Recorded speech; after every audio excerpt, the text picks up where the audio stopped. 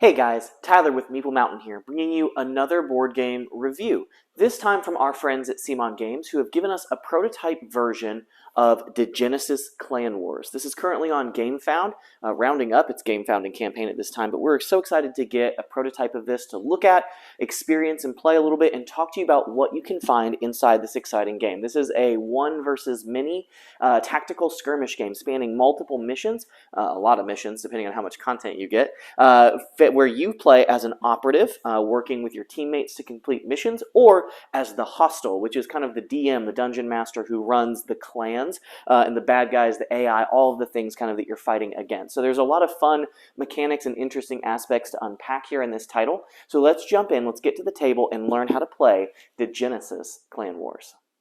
Welcome to the gritty world of Degenesis Clan Wars. In this setting, the world has ended, and humanity has begun to build itself back to some form of semblance of order and control, led by the operatives who work for the kind of founding organization that is trying to keep humanity together and built up and growing in the right direction.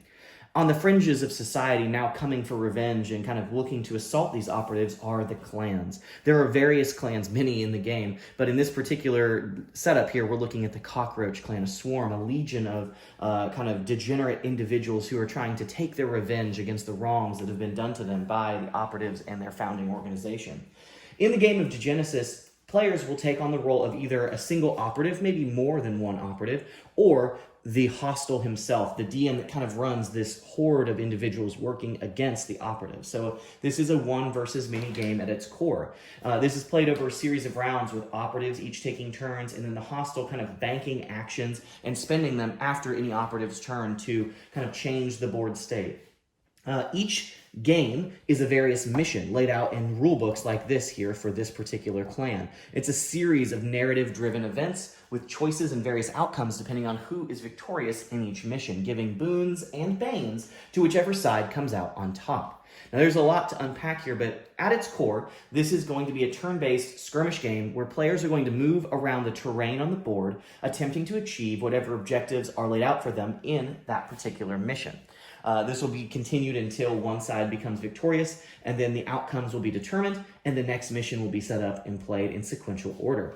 Again, there's a lot of content, and there's a lot of things to unpack because, of course, with skirmish games, there's rules like terrain elevation, cover, line of sight, movement. And we'll try to do kind of a light overview of all of those things so you can know what to expect, but I don't want to get too bogged down with that. I really want to focus today on what you can expect to find in the game of Degenesis, how it works, and what my initial thoughts are after playing a mission. Now, we're set up here for the Season 1, the very first mission here in this book, which is kind of a scouting mission against a rear guard of clan invaders into some territory here.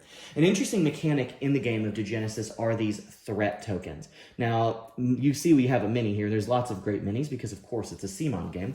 But all of the clans, hostiles individuals, the clanners, are going to start out as threats. And they're going to be these face-down red tokens that aren't going to be revealed until an operative either scouts them and is able to review what that particular unit is, or that unit is into a space with an operative and begins to attack them. So there's this great sense of unknown when you're an operative on what you're facing, what could be in those particular spaces. And you have to plan tactically with your teammates to maximize your efficiency and figure out what's out there so that your team can effectively plan their battle strategy and how to come out on top. There's also decoys and traps peppered around the board that are kind of set there to distract and cause your opponents to stumble. Now, we're going to take a zoomed-in look at an operative board, the hostile board, and then the main board, and talk a little bit about how just the terrain and the movement and things work. But first, let's take a look at an operative board and talk about what you can get within the game, kind of how the items and things like that work, and that'll begin to help you shape your understanding of how Degenesis functions. Here we have everything that you would find for a particular character. We're going to showcase my favorite character in the core set here, which is Pluto.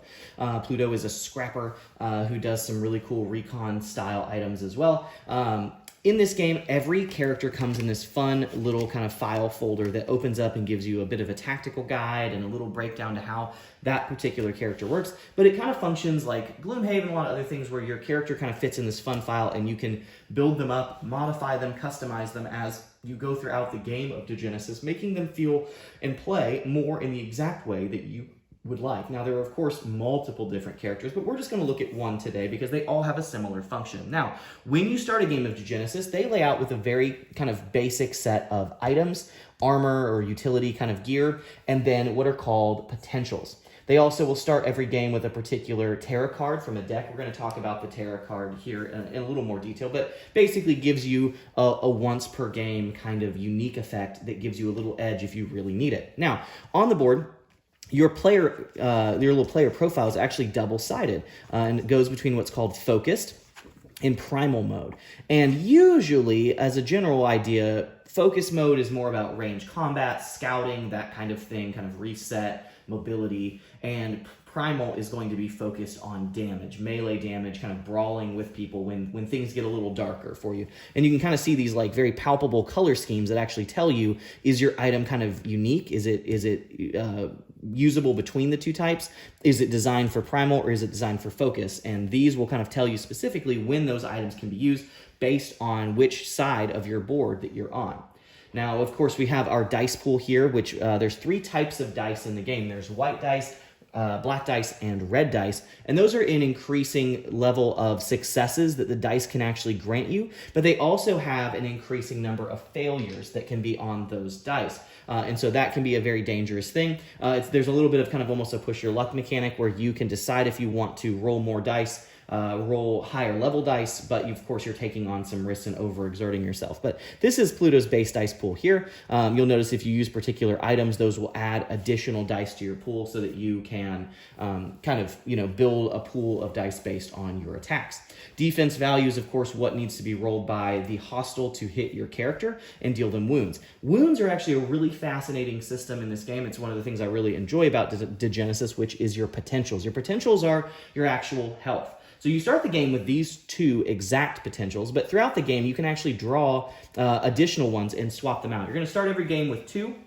That's basically your health, and they're going to be modifiers for you. So you'll notice I have Tough Dog, which gives me a defensive +1. So my defense is actually 3 right now, not 2, which is great. As you take damage, if you are wounded in some way, what actually happens is your potential gets flipped, and you then lose that effect. So my defense would go down to 2. Of course, then you would flip your other potential over if you're wounded again. After that, you would actually lose one of your potentials entirely for that game. And then, of course, if you're hit one more time, you are dead. Your character would actually fall over, and you're able to be given, unless you're able to be revived in that round, you actually have an in memoriam, a little in-game little kind of syllabi that closes out your character's journey, which is a fun piece of storytelling, but also very sad because they do expire, and you can't use them for the duration of your missions because, of course, they're dead. So I really love how these work, and you can actually, there are ways you can heal and flip your potentials back and gain them back. There are kind of characters based specifically around healing, which is great. But that's kind of how wounding works in the game of Degenesis, and I think that's fantastic. A lot of this stuff is very basic to skirmish or tabletop games. If you've played those before, range attacks, of course, are so many tiles away, or sectors, depending on how you want to talk about those. Damage, of course, is based on the number of successes you get overcoming the defense value of your opponent. Again, typical structure there. The way that turns work, every player, depending on how many operatives you're controlling, how many player counts you are, we're set up for a 3-player game, so in that, every player gets an edge token. This is basically your turn. When you take your turn in a round, you actually give this token to the hostile, that other DM playing as the clans. And he's going to bank those. At the end of your turn, on your turn, you get 2 actions. And those actions, again, we'll kind of run through those once we're looking at the board, but they're typical actions that you would expect in a skirmish game. You can move, pick up items, trade, do attacks. You can scout to flip those red tokens over and reveal what you might be fighting with or dealing with on the board. Typical structure of a skirmish game, move around, attack things. But when you give this to the player, once your 2 actions are up, the hostile player can either bank that token up to a number of players in the game, so in this case 3, or he can spend it to do things. And as he spends them, he will use them to activate or spawn additional units and move things around the board. So you could have it to where the hostile does something every turn that a player does something. Or what usually happens, which is more interesting, is that the hostile kind of banks these tokens up and then does one explosive turn where he does a lot of things really quickly that the players aren't able to respond to. And that makes a really fun kind of tension in the game because you never know when the hostile is going to act because he can act whenever he has tokens, but usually they're going to build those up and have these really powerful kind of swingy turns that can get very dramatic and change the board state, which is quite fun to do. So all of that is really fascinating, but this is a look at, again, like I said, general player setup and structure. But let's go ahead and switch gears and look at the hostiles board and talk a little bit about how the hostile works and what we can expect to see there. Here we've kind of opened up that board a little bit so you can see things a little more easily, but this is kind of the DM player screen that a hostile is going to have in the game, kind of color-coded to whatever the clan is that you will be working with in that particular game. And then your kind of home board here where you'll have your units that you can control, your round tracker, and a place that you'll keep any of your edge tokens that have been given to you by other players. And then you can bank a number of these up to the player count, and then you'll spend them to do your actions. Now, as you can see, there's a lot of info to take in here, but it's pretty safe, structured little layout here.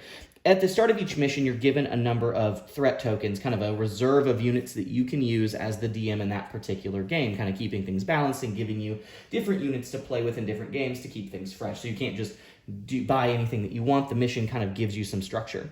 At the start of every mission, we'll look at the mission board in a second here, there are intel options that you read to the players, the operatives, and they're able to choose if they want to buy this particular intel result. So they kind of get a hint at what it does, but if they buy it, you're going to get tarot cards. So we're set up like they bought all of the intel. You'll start the game with some tarot cards as well, just like the players have, that give you, again, that one-time spend or edge that helps you out quite greatly if you use them tactically.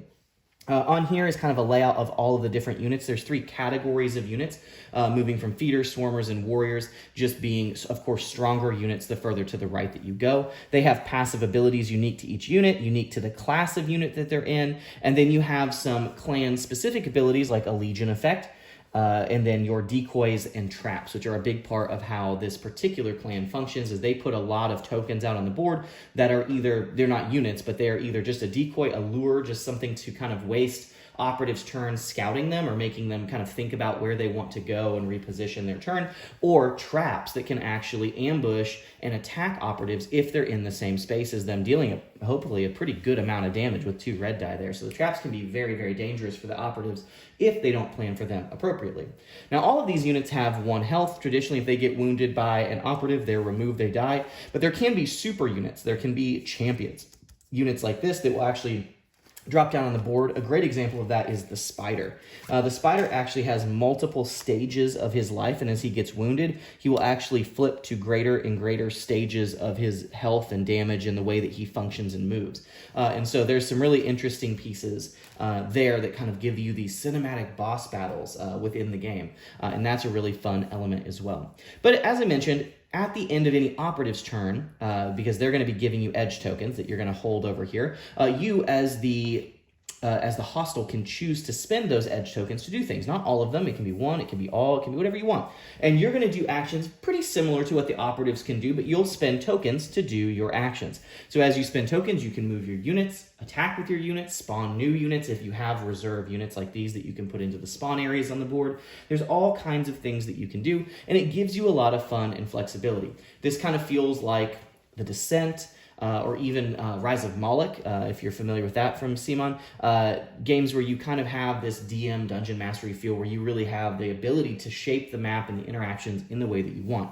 Being a hostile gives you a lot of freedom to control the pace and the structure of the game, and that's a really fun feeling when you're playing a game. But of course, you don't have the multiple players kind of brain trusting their strategies and their thoughts, so there's a lot of fun balance and give and take there. All right, with that said, let's go ahead and take a look at the mission rulebook, and then we'll jump to the main map and talk a little bit about mechanically how the game moves and functions. Degenesis is certainly steeped in theme. That's a core kind of part of this game. I would say that it has a similar feel in a universe to kind of almost like Hate, if you're familiar with that board game from CMON as well, but the lore and the theme is just dripping in this book. There's tons and tons of content and introduction that kind of paints a picture for what you can expect to find in the world, why you're doing the things you're doing, what are your motivations. So if you enjoy theme in a game, Degenesis is definitely the type of game for you. There's a lot of fun lore to be discovered and unpacked through the items and your in memorandums, your potentials, just everything kind of gives you that feel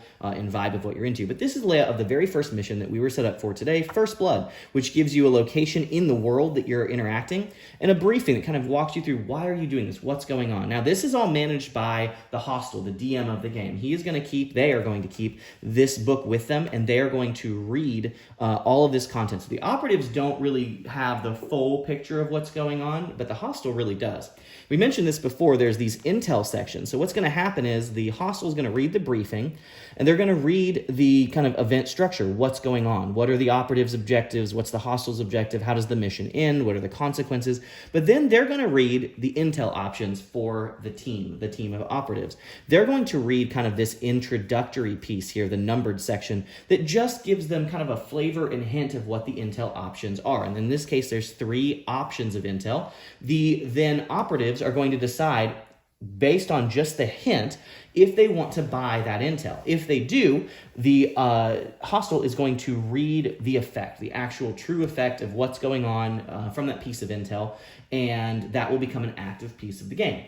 But by buying this, the operatives are going to give the hostel a Terra card. We looked at these before. These are those one-time abilities, but they are very powerful and can be very swingy and can give the hostel a huge edge because he'll have a bunch of them to use if you buy all of this intel. Now, we did for fun just to showcase it, but these are various effects that will modify the game in the favor of the operatives. They're all positive effects. There's no like trick ones or things like that. But in buying them, you don't really know exactly what you're getting. So it might be a benefit that doesn't serve your playstyle or what you want to do. It may be, frankly, just a distraction to slow you from actually completing the mission, but you're also giving those Terra cards away.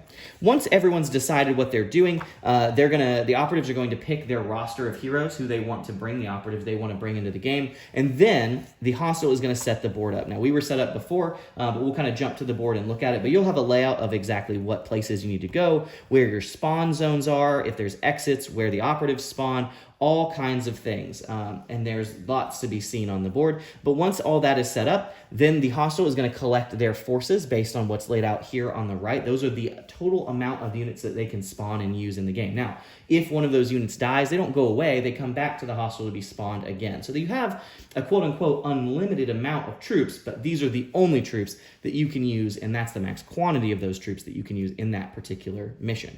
It's going to walk you through setup, if there's any special things that will happen, spawns or on patrol, these kind of mid-mission events that happen, as well as special features.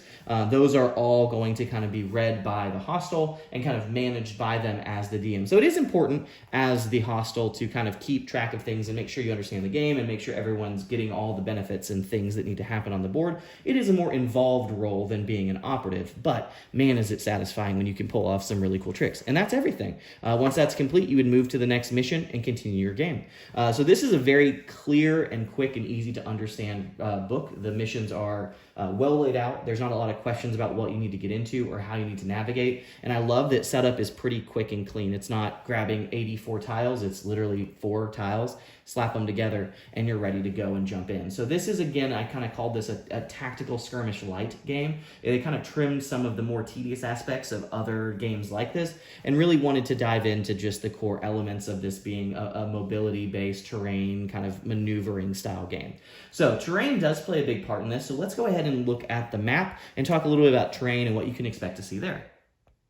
All right, there is a lot to see here. So we're kind of at a very, very zoomed in level here so you guys can get a feel for what the map actually looks like. Now, it's worth noting here again, as I mentioned at the start of this video, this is a prototype. Everything here is prone to adjustment and improvement, right? We can always count on quality minis. Really, these minis look better than some production level games, even as prototypes, but of course the minis are going to improve. These little cardboard chits are going to, I believe, become wood. The rules are subject to change, terrain is subject to change, so please just note that everything here is not final. This is just, again, a prototype to showcase some things. So, let's talk terminology and what we can expect here. So in every mission, there's going to be a spawn point where the operatives begin their game. They're going to start together and then be able to move freely.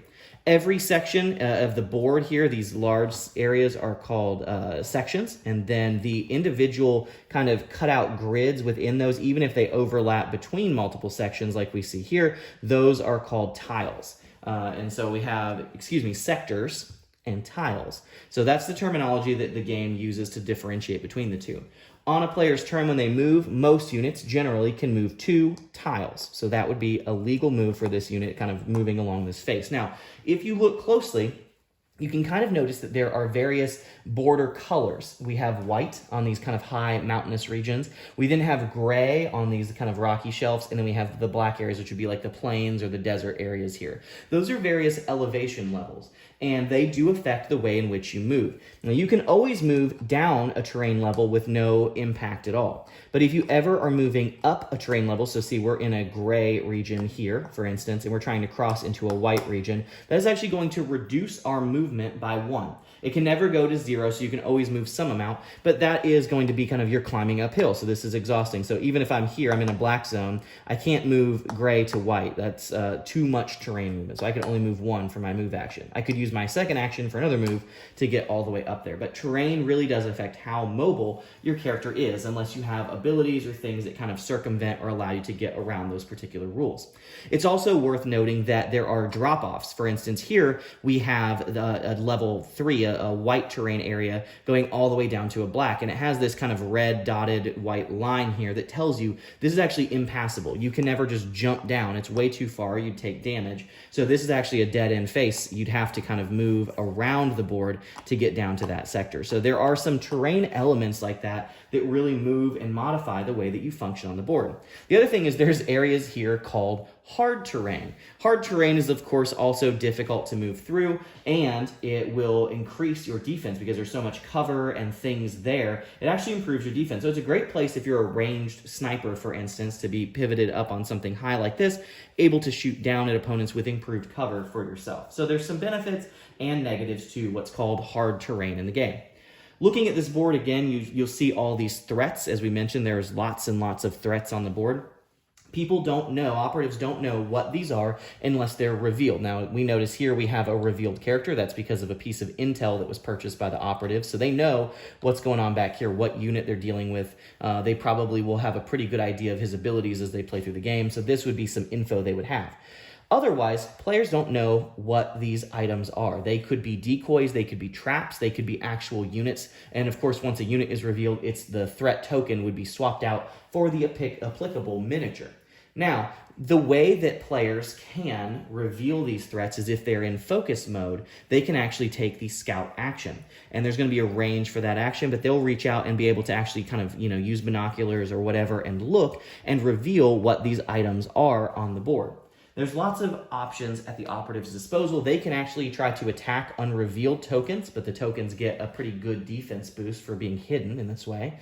They can do area attacks and try to just spam all the tokens in one place and just try to destroy them that way. But the typical advice that I give folks when they're learning to play this game is you do want to look at scouting to make sure you know what you're getting into. Because if you run into an area that happens to have a trap, you could get ambushed and attacked by that trap. And as we saw, they rolled 2 red dice. That's pretty high chances of dealing a wound. That's not a good thing. You don't want to take wounds from traps kind of unnecessarily. So you do want to scout and plan your actions accordingly. There's a couple interesting aspects in the game. If you're in a sector all by yourself, that's being called unopposed. It's just kind of typical dungeon crawler style things. That allows you to trade items and pick up items, do things like that. If you move into an area with a unit, you are opposed. If you are a threat, these are units threats. If you move into a sector with more threats than you are also not just opposed, but you are outnumbered. And outnumbered can affect your defense values. It can give the hostile additional abilities to attack you, all kinds of various things. When you're in a place with a threat that's unrevealed, the hostile has the ability to reveal that threat and ambush you if it's an applicable unit. They can actually flip this over and they will get a free attack on you. Now, this case, this was a decoy. This was nothing. They're quite safe. This just moves away. But if there was a unit there, this would be a free attack. Also, if units, when they're opposed, try to trade items with another player, move out of that space, they're allowed to get Sucker Punch, which would be equivalent to an attack of opportunity in D&D.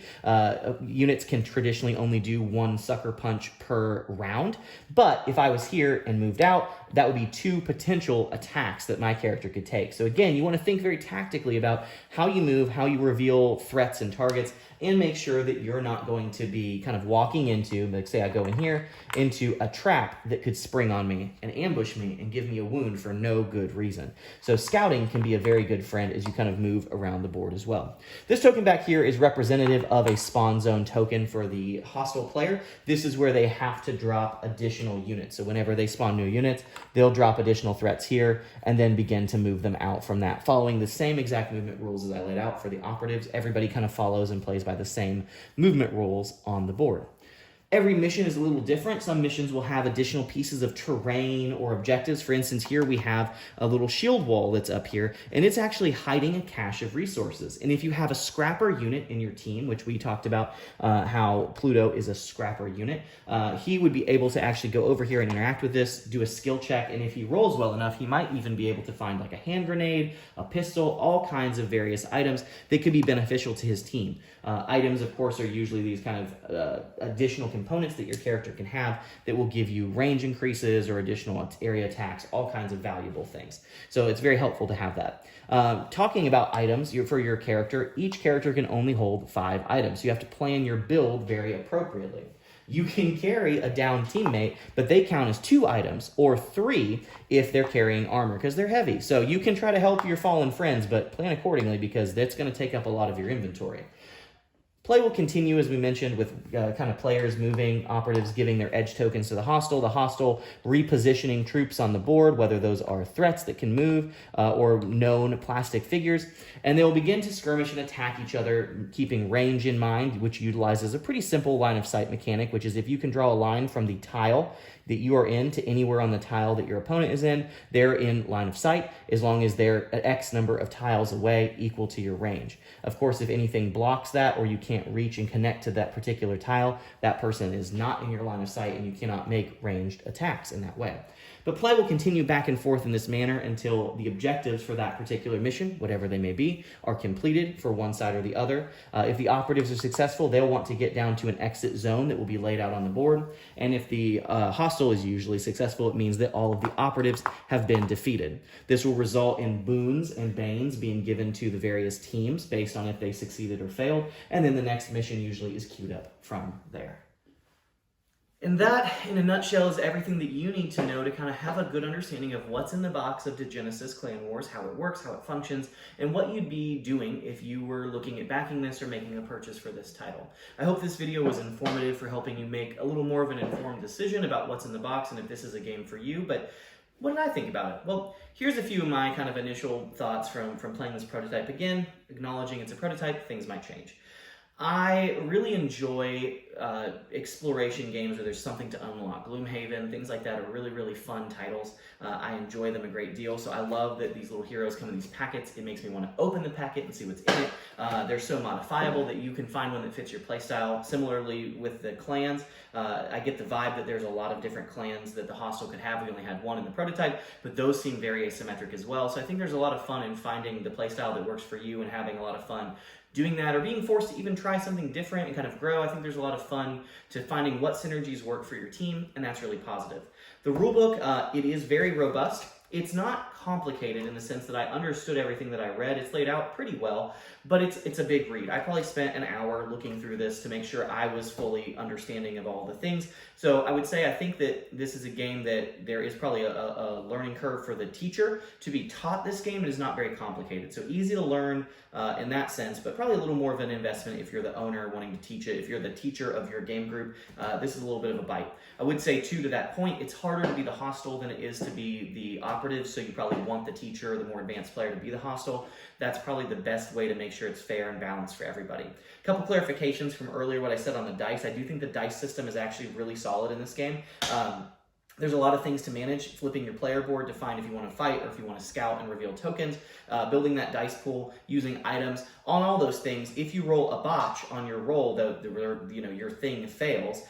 So running these red dice is great because you'll get massive numbers of successes if you're lucky, but you also might roll a botch. If you roll a botch, your item gets flipped. Certain effects in the game will flip them, but then you have to go repair your items, and that can be a whole thing. So there's a lot of push your luck. You can actually roll more dice than you want at any time by overcommitting, but that gives those tarot cards to the hostile. Vice versa, you can actually roll less dice than you want, than your pool is, and that'll just kind of keep things safe. If you're confident you'll be able to make the check with less dice. So there's a lot of fun, interesting elements there that I think give the players some push your luck elements. Now, I will say, I'm not a huge fan of skirmish games. I don't want to check the wetness of the rock that I'm moving down to see if I have a slip check and I fall and twist my ankle. Those things aren't fun for me. That's video game level stuff, right? Like, I don't want to do all those checks mechanically myself. That is not Degenesis. I like that the terrain is there. There's some elements to it that affect mobility and things like that, but it's all very clean, very straightforward, and I like that there is the skirmish elements, but they're all very light and manageable. So this is really a game that's going to be like you're getting in and you're having fun. You're focusing on the one versus many aspects. You're having fun with the missions, and that's it. It's not heavy. And when you get done with the mission, I think that you'll have that craving to get into the next one, because I was very curious of how the story would progress and what other elements I could get into. So there's a lot of fun to be unpacked here in Degenesis. It is worth acknowledging that this is not a legacy game, but a campaign game. For some groups, that's a really positive thing. People love playing through campaign games. I love playing through campaign games, but I will acknowledge that my game group doesn't get into the same game very often. So campaign games are not a top tier purchase for me, just because they don't fit the vibe and feel that my group has. It's not a detraction from the game. It's just worth knowing as a buyer that this is not a kind of a game that you're going to have as much fun in if you get in and do a one-shot and then you never play it again. You really want to grow your characters, grow your horde as you're kind of working with the clan, all of those things, and there's a lot of fun to be had there. So I would encourage you guys to check this out if you're looking for a campaign-style game that takes itself seriously as a skirmish game, but not too seriously, and that really is going to give you that fun to unlock and search for new items and just have fun in this kind of grimdark, dystopian, apocalyptic future, kind of Mad Max adjacent. So there's a lot of fun. Again, I think the minis and the production quality is just going to be through the roof, and I'm really excited to see the final product that CMON puts out here. So I want to thank you guys for checking out Meeple Mountain. I hope that you enjoyed this video, that was informative for you. If you like what we're doing, please like and hit the bell, subscribe, do all the things. Let us know what you'd like to see reviewed next in the comments. We love making review videos that we hope are informative for you guys as you make purchasing decisions or look at new games. We really just enjoy what we do. So I want to thank you guys for coming to Meeple Mountain and checking us out. And as always, I want to wish you happy gaming. Thanks for checking out this video. I hope you enjoyed it. Check out these links to find some other games you might want to bring to the table. This is Tyler Williams, signing off.